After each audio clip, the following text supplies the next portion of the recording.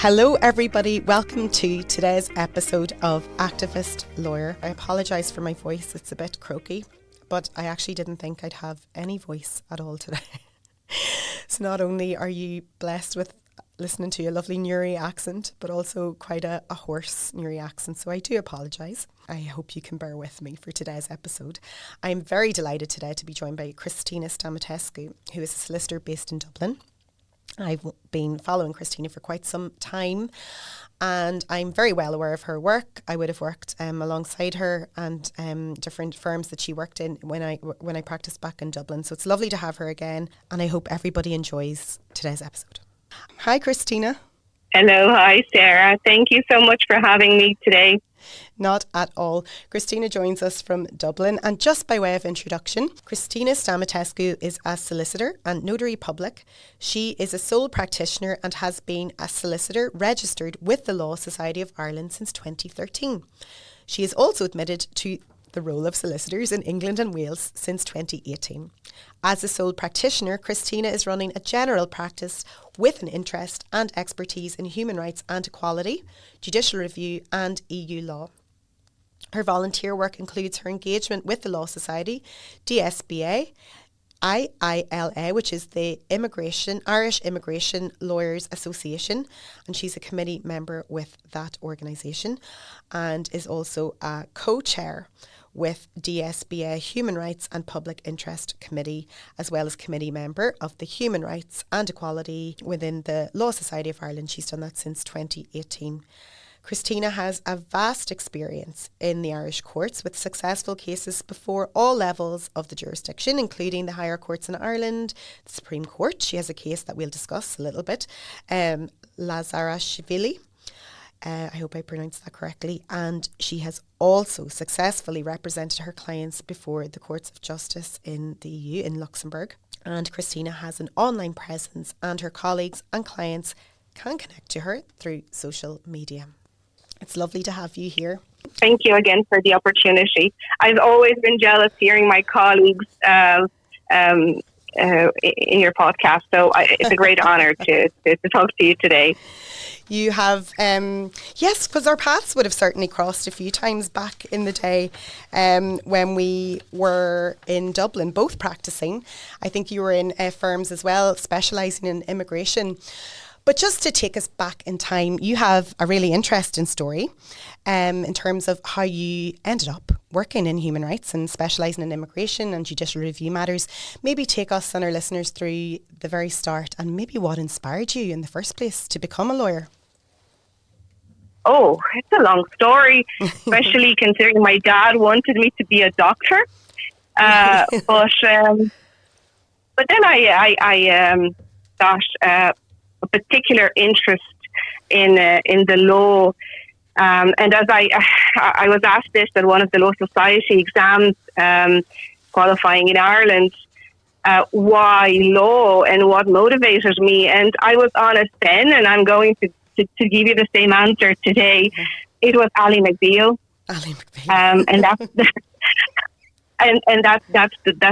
the truth. And then that's kind of piqued my interest with respect to law, and then I started to get more and more involved. For example, my uncle was a prosecutor in Romania, and part of my family had a particular interest in law and practices in law, and I got the opportunity to understand it better. And just before going for law school, I changed from medicine.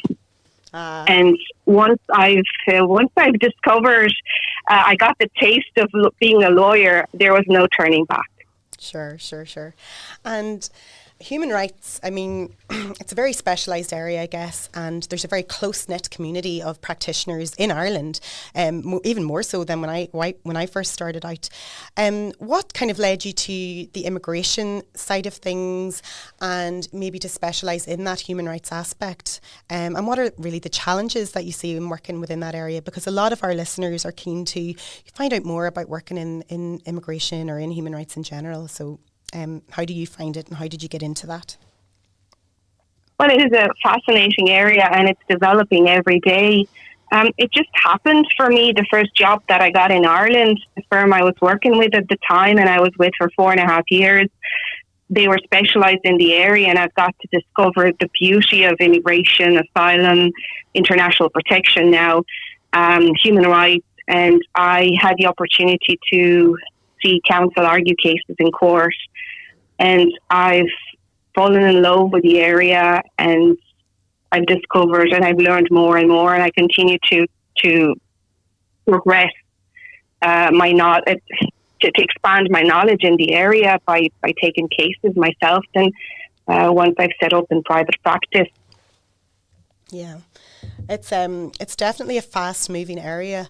And, you know, I think as well, in terms of judicial review and people wanting experience in that, I always find it was a great area to be involved in, especially from a junior solicitor point of view or from a trainee. You really get stuck into the work. And the other thing that I think both of us spoke about before that we agreed upon was the network that's there in terms of the support that you get from other colleagues. It's very different from other practitioner areas, I think. But maybe I'm just biased having working in there. But the barristers, junior, senior and solicitors and staff seem to work very closely together. Can you tell us a little bit more about the support that you have, and maybe on that point a little bit more about your membership of the Irish Immigration Lawyer Association, which is relatively new but very much needed organisation? Oh yes, I agree with you, and I think there's no doubt about it. And anyone that you would ask that practices in the area can confirm that we're a small bunch of practitioners that are colleagues to each other, and we pick up the phone, and we call each other with the different queries. And there's never been any issue in terms of relying on each other and being there for each other. And most of us are sole practitioners, and we offer each other support from that angle as well, which is very important. And being a sole practitioner has its own challenges, as everyone knows. Yeah. And sometimes it's a particularly lonely, challenging way to practice, to have your career, but it's extremely rewarding as well.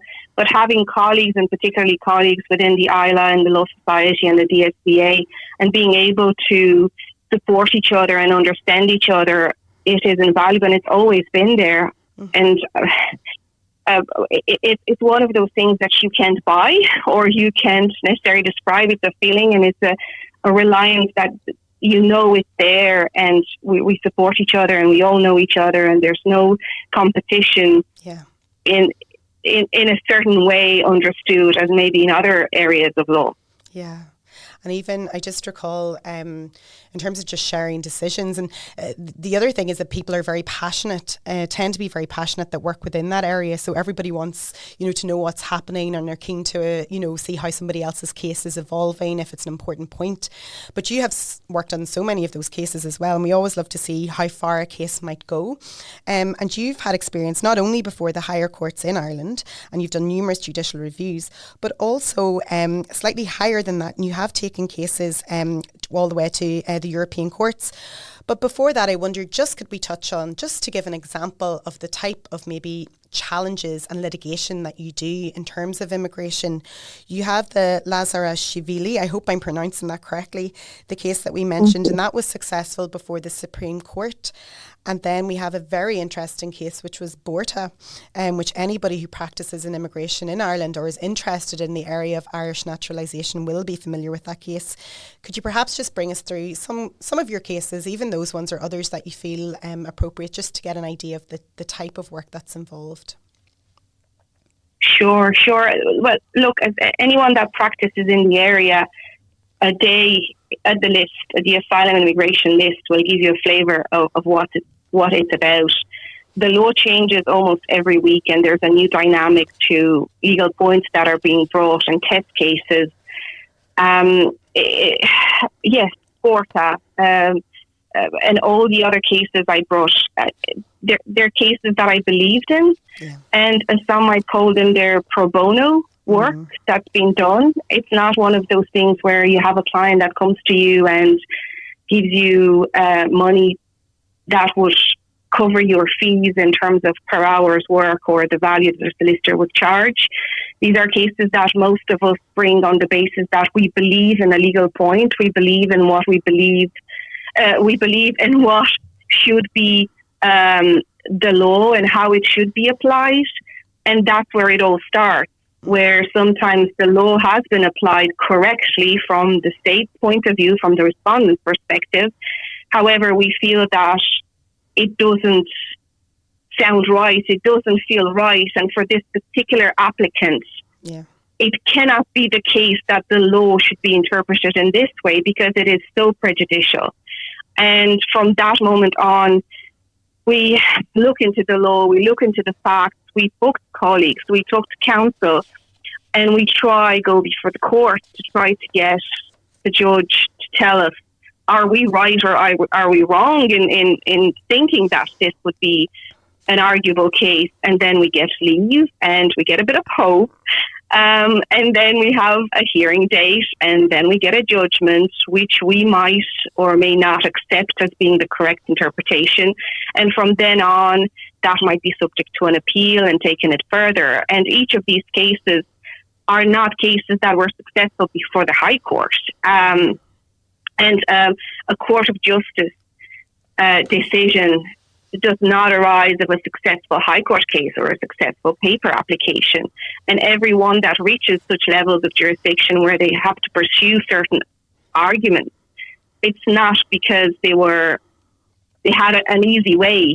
It all comes down, I guess, to practitioners to believe in a legal point and to believe in their client and the instructions that we are given, because that's one of the things that we learn, I guess, along the way, and we learn in the Law Society tells us how to deal with it. We have to believe our client to some extent, but we also have to make sure that those instructions are genuine. Yeah. And then to be able to pursue those legal points, which in this case with Borta, it was a citizenship case where my client was a young girl and I was instructed through her mother, and she was refused citizenship. And we brought the case before the High Court where it was refused, and we ended up going before the Court of Appeal, getting the judgment that gave rise to us talking about it today. And with Tengiz Lazarashvili, the case that was successful in the Supreme Court, the gentleman came to me when he had missed lodging an appeal with IPAT. And it was the first time I met him as a client, and I've heard his story and I've believed his instructions, and we've put it further and we've sent loads of letters, and those weren't accepted, and that was the law at the moment. Mm-hmm. And IPAT was not granting very easily extension of time to appeal. And we ended up going all the way to the Supreme Court, where the court found in our favour that when a good reason is put before the tribunal, when there's exceptional circumstances and they're backed up by a good explanation, that the tribunal should consider an extension of time. Mm-hmm. And that has affected many, many applicants since then. Yeah. So it sets, it's very important as well. Even those points, the practical and administrative points, can, make such an impact in other cases going forward. And I'm just thinking back to, EU treaty rights was such a massive area to work in. Whenever I started out back in 2006, 2007, we were seeing all of the test cases going forward before the European courts. And of course, living in the north of Ireland now, none of us work on EU treaty rights matters anymore, unfortunately. But we look on to see what's happening in the world of EU treaty rights. And you, of course, have worked on, and your colleagues in Dublin and Ireland in particular has worked on many, many important points and brought those forward as test cases and as points of referral before the higher courts to challenge certain matters. And that's something that you've done yourself. And what's it like, I suppose, to bring a case before the Court of Justice of the EU? I know they were on very particular points, but how does it feel for you and for your client and for the legal team, I guess, to reach that point?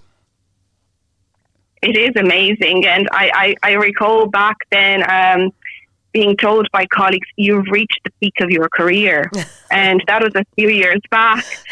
And it was impressive to hear and to see the reaction of my colleagues, which was incredible, and I'm so grateful for each of them. But being able to represent a client on a legal point that could change the law in Ireland the way it's applied, it's a huge burden on the legal team, because you need to make sure you've given it 100% and you've done the best work that can possibly be done, because it's not just about you, it's about your client, and it's about the result of that judgment that will apply to everyone else in similar situations. Yeah. So from one hand, you're very nervous going in, but equally it's extremely exciting, and being able to attend the hearing and be in Luxembourg in the CJEU, it is absolutely amazing, and it's an experience that I wish everyone could have, and many of my colleagues do. You have to be extremely prepared, and I've been so lucky to work with amazing counsel. And with both my CJU cases, Derek Shortall was, and me, the two of us were the legal team. And we've worked really hard, and he's been amazing. And attending the CJU, it is, procedural wise, you'd have to put in submissions, and when you attend, you have 15 minutes to make some additional submissions. And each of the countries that agree to have a say with regard to that particular case will have their say, that those 15 minutes that you don't know what they're going to say, because it's not particularly in the legal submissions, and you have to reply to it. Yeah. It is really, really intense. But it is an amazing experience to have, and I'm so grateful that was a positive experience all the way in terms of the judgment. Good. And it's so impressive to be in to have cases within the judicial review and asylum immigration list, and to see in submissions that other counsel might do in support of our case, referring to cases to our two cases that were successful for the CJU, which would refer to the interpretation of EU law and the EU worker and so on. So I tend to agree with my colleagues that this would be a peak of career in terms of legal profession as a solicitor. Yeah, well, you've many more to come, I'm sure. And I suppose it just goes to show there's never a dull moment in immigration. Well, that's what I find anyway. And you certainly, those options open up to you there. And again, with a great legal team behind you, it's so important to have that. So that's fantastic.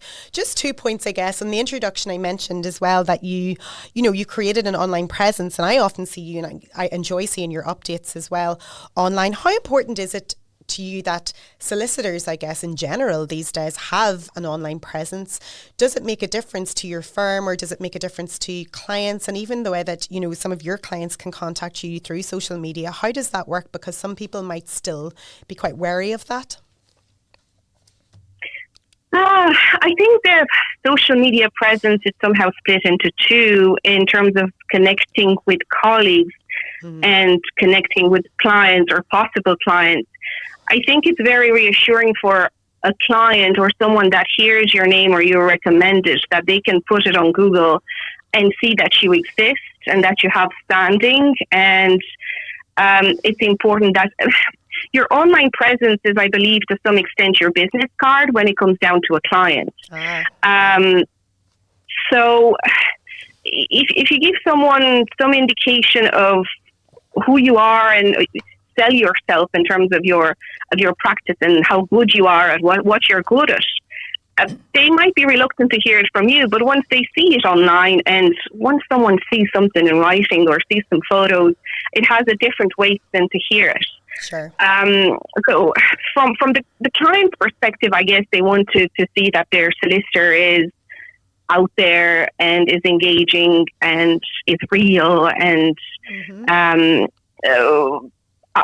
that's what I believe. And then from the perspective of colleagues, that's a different thing, particularly LinkedIn. Yeah. I feel that that's the way for me to connect with my colleagues and for us to keep updating each other in terms of development and events we attend to and what's out there. Yeah. And it's a networking. It is. At the social media. And look, it, in a way, I think it's the professional version of Facebook, but it is, for me, it's a platform where I can post about what events I'm attending to, what I'm finding out, what cases I'm working on, to put in news about my profession. But it's also balancing to make sure there's nothing personal. Sure. And that presence in itself, it has its own rhythm. And I'm not saying I know how to go about it, it's just my understanding of it. Yeah. No, it's good to see that. And I totally agree with you. And it's an excellent platform to use that to connect to colleagues as well. But the other thing I suppose related to that is finding that balance, I guess, between your day-to-day work. So managing your files, your cases, case progression, staff, all of that. But you also seem quite active outside of work. And it seems to be, and you can tell me if this is true or not, but important to you to attend events, not only for networking, but I suppose to, for knowledge as well. And there's certain events that you have to attend as part of your CPD. I get that. But how important is it to you, Cristina, to make sure that you are, keeping in touch with other colleagues, whether they're immigration or human rights related or not within the legal profession, and to also attend events that maybe are voluntary and related to the work you do, but more so, on that kind of pro bono basis or ways that you can help outside of work. You seem to be quite active, and I want to know, how important is that to you, and is that difficult to balance?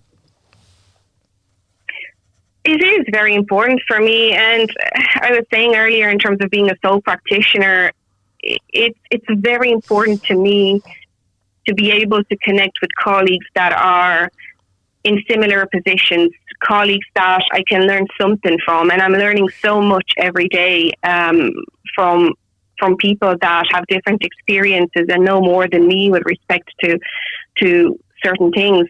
Everyone's journey is different, and I think as long as we acknowledge that and we try to meet somewhere along the way and to share that experience and to share the knowledge and to share the connection.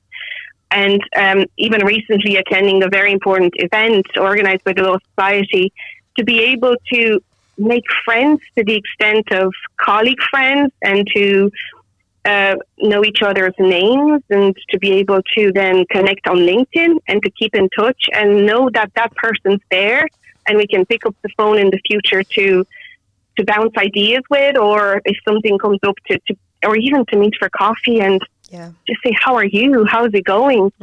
That's invaluable. It is so important to have that for my soul and for my heart. I'm not getting any clients out of this, but me connecting with my colleagues and doing all the voluntary work, it's a treat.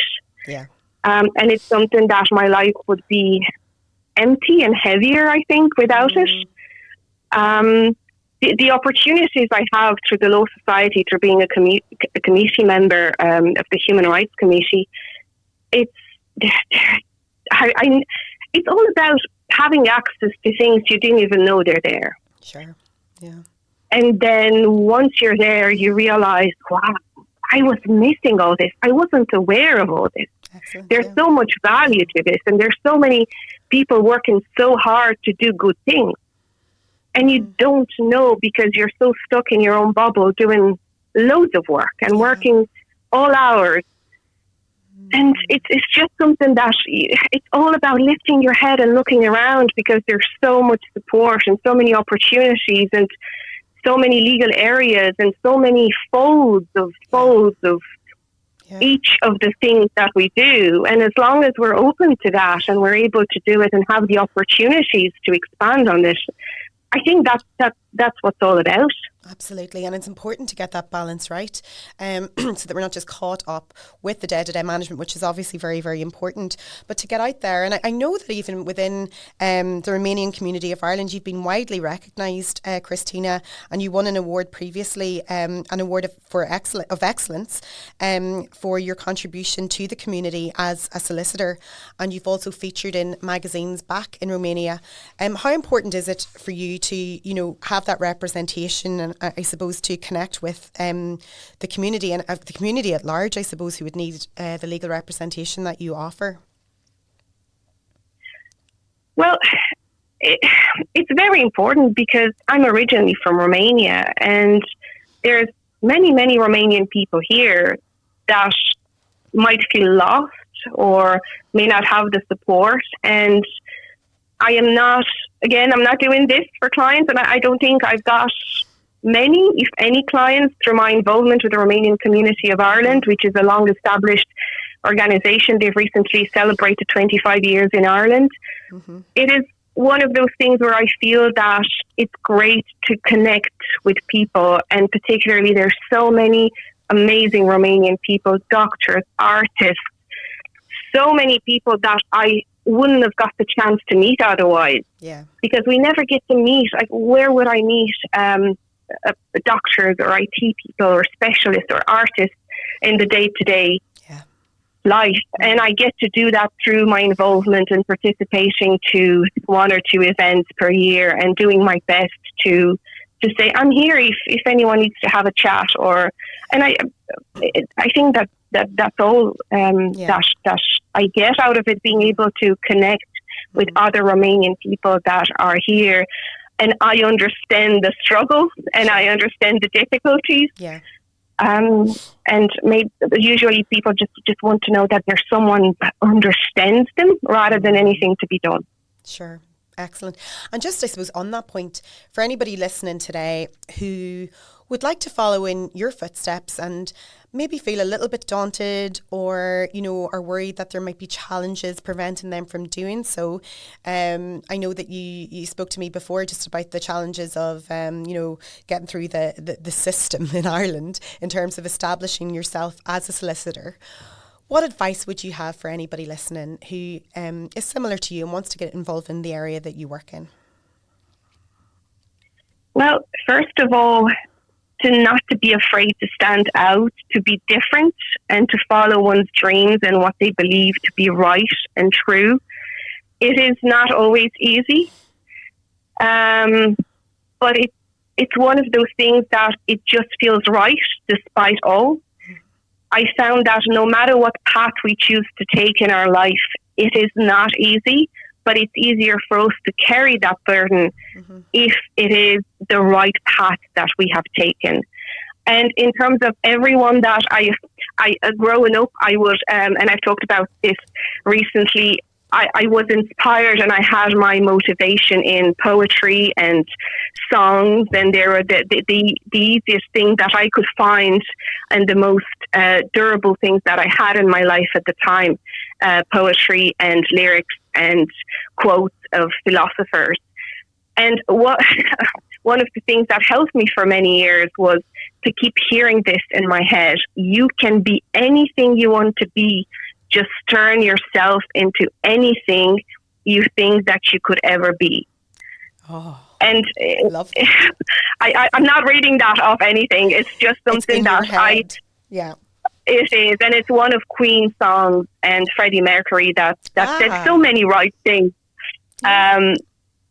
But I don't think that it's about a destination in life. It's all a journey, and it's all ups and downs. And for me and for everyone, and to be able to acknowledge that whatever legal path we may choose, it's not it doesn't necessarily have to define us if along the way we feel it's not the right thing.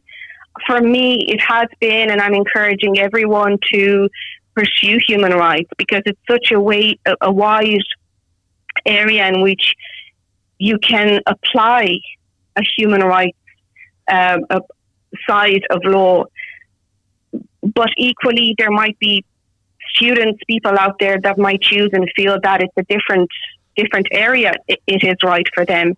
It's not easy. I don't think it's ever been easy for anyone. It doesn't matter your background, how much money your parents have or how much money you have. But it's one of those things that if you feel law is the right thing for you, and I was thinking about this earlier today, studying and growing up, and with my little one as well, and all the challenges. Why do I have to study a particular subject? Because that's not what I want to do when I grow up. But I am applying even maths to my day-to-day work. Yeah. If you do family law, you will you will bump into having to check at least the statement of means. Sure. And when you go before a judge, you'll have to have your figures right. It doesn't matter that the client told you this is the sum and this is the. There's so much of every physics, chemistry, biology. Yeah. It's all part of our life and our practice. And it's really important, and it's a great benefit to understand when a client tells you what their issues are and to be able to then identify a legal solution to their problem. Absolutely. Well, Cristina Stamatescu, that is excellent advice. And it's been such a pleasure to speak with you today. I've been wanting to do so for a while, and I followed you for quite some time now. And hopefully we'll get a chance to meet up and have a coffee at some stage. That would be amazing. Thank you. Thanks everyone for joining me today. If you like the show, please remember to share and leave a review if you have a moment. And you can also check out our website, www.activistlawyer.com, where you will see some blog articles written by our guests and contributors, as well as some fabulous Activist Lawyer merchandise. This podcast was recorded in Granite Podcast Studio. Interested in starting up your own podcast but don't know how? Granite Podcast Studio can help. Record your podcast in our state-of-the-art studio, which is based in the heart of Newry City. Our studio has cutting-edge and user-friendly technology and can seat up to 4 people. We also provide an editing service for our team, using your guidance and editing notes to provide you with a flawless finished product, leaving your listeners wanting more. For more information on how you can get started, visit www.granitepodcaststudio.com.